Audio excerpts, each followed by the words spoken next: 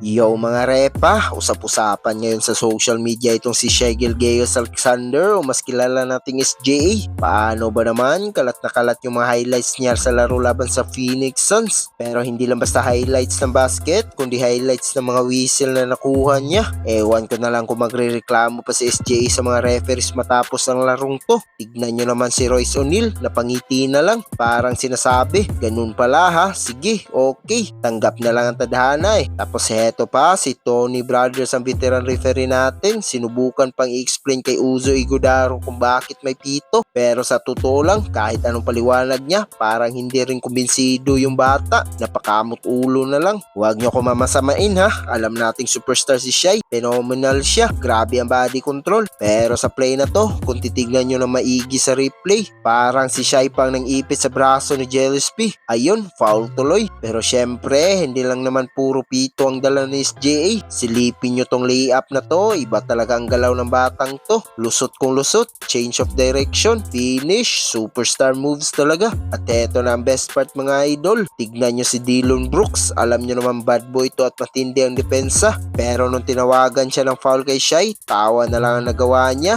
Parang sinasabi niya, grabe, pati ba naman yun, foul? Sabi nga ng mga netizen, kung ganun lang pala kadaling tumawag ng foul, baka si Ludert, first quarter pa lang, foul out na. Kaya mga repa, ano sa tingin nyo? Favoritism na ba tong mga referee? O sadyang magaling lang talaga kumuha ng contact si SJA? Comment nyo na sa baba at pag-usapan natin yan. Huwag nyo rin kalimutan mag-like at subscribe para lagi kayong updated sa mga kwentuhan basketball. Hanggang sa muli, peace out!